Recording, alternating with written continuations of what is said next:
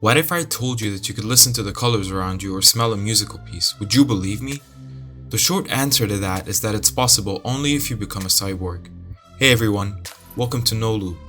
And today we're going to talk about 10 real-life cyborgs that you could actually meet in 2022.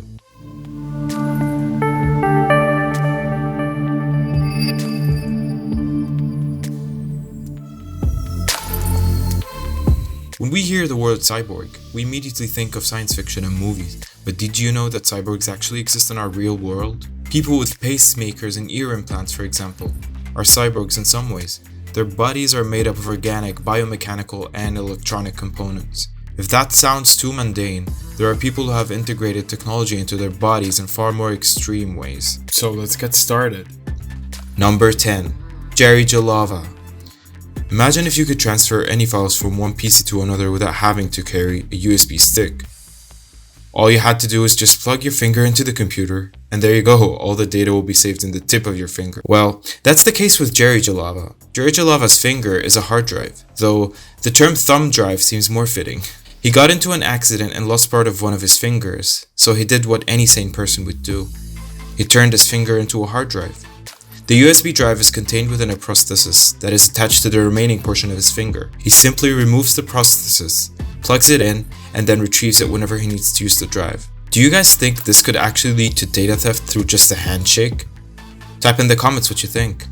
Number 9. Blade Runners.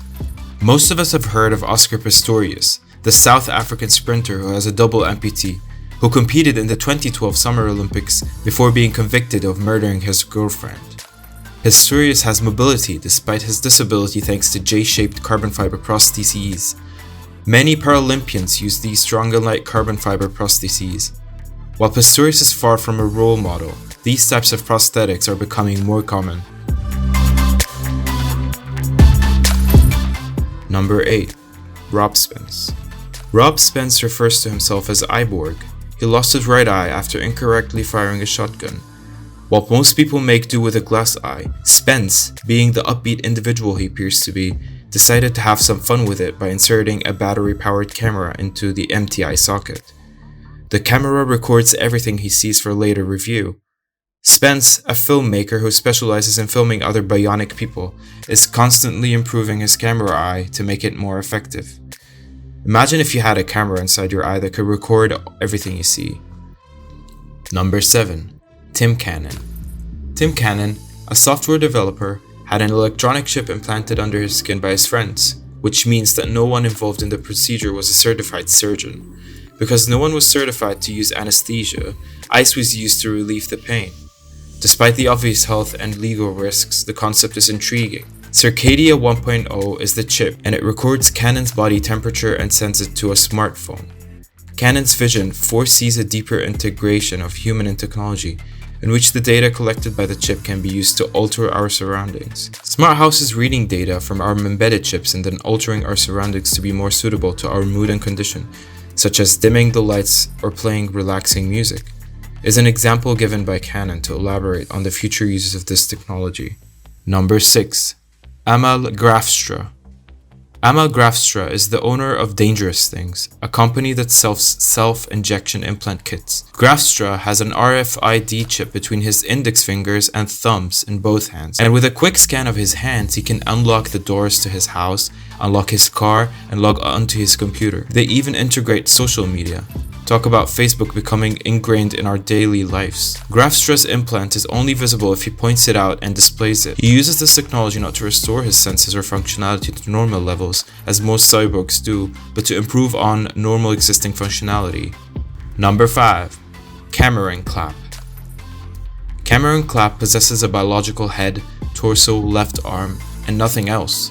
When he was a teenager, he was in a train accident and lost both of his legs and his right arm. He is a runner, golfer, and actor who uses prosthetics on all 3 of his missing limbs. Clapp's lower prosthesis makes use of Hanger Comfort Flex socket system, which promotes muscle growth. The lower prostheses are equipped with a sensor that detects weight distribution and adjusts the hydraulics to allow him to walk. He has several sets of prostheses for various purposes, including walking, running, and even swimming attachments on both legs and his right arm. Number 4. Kevin Warwick. Captain Cyborg sounds like the name of a low-budget cyborg pirate, but it actually refers to cybernetics professor Kevin Warwick. Nobody gets a cool name like that just by teaching cybernetics. Warwick is a cyborg. Warwick, like Emil Grafstra, has RFID chips implanted in his body. Warwick also has electrode implants that communicate with his nervous system, and he implanted a simpler electrode array into his wife. These implants record nervous system signals, which means he can pick up on the sensations his wife feels in her arm where the implant was placed. However, Warwick has sparked some controversy, with some claiming that his work in cybernetics is a publicity stunt done for the entertainment rather than real scientific advancement. Number 3. Nigel Ackland. Nigel Ackland worked as a precious metal smelter, which is one of the coolest job titles ever, but was injured on the job. He eventually had to have part of his arm amputated and is now one of 250 people who use the bionic prosthetic arm, which is one of the most advanced prosthetic arms ever developed. It's easy to see why it's been dubbed the Terminator arm after its sleek design. Ackland moves his prosthesis by moving the muscles in his remaining arm, which is detected by a sensor in his bionic arm. I just use two muscles. I use, on this arm, I use the muscle here, and I use the muscle here. So if I contract this muscle by doing this movement, the hand will open. If I do this movement, the hand will close. And then if I do this movement, there is a small beep. And now, if I close, it turns this way. And if I open, it turns this way. And if I want to show off, it goes all the way. Not only can he point, shake hands and hold a phone, but technology has advanced to the point where he can even play with a deck of cards and tie his shoelaces. Anyone else want to give him a firm handshake? Number 2. Neil Harbison.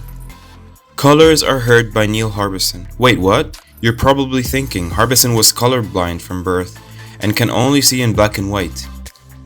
He was implanted with an antenna that protrudes from the top of his head. This antenna allows him to perceive colors by converting light frequencies to sound frequencies. It even has Bluetooth capabilities. This is the sound of purple. For example, this is the sound of grass.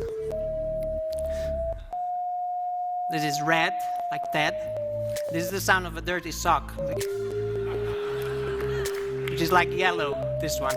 Harbison enjoys listening to architecture and creating sound portraits of people, which we're amazed we can type. Drawing the shape, I point at them with the eye and I write down the different notes I hear.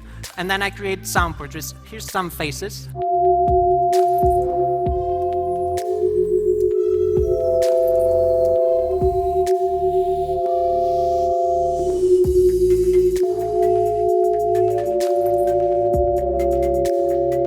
Yeah, Nicole Kidman sounds good. A USB connection at the back of his head allows him to charge his antenna, but he hopes that one day he will be able to charge his device wirelessly using energy generated by his own body. Number 1.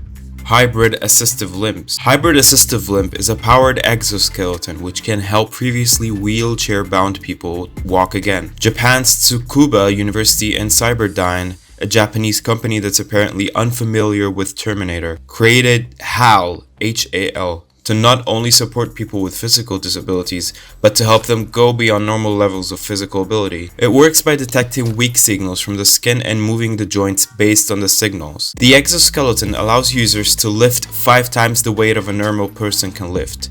Imagine a future where exoskeletons are used by firefighters, soldiers, construction workers, miners, and first responders.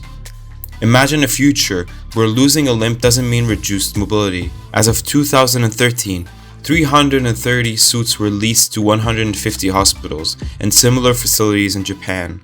There's an exciting future ahead of us. And that brings us to the end of the video. If you've come this far, thank you for watching.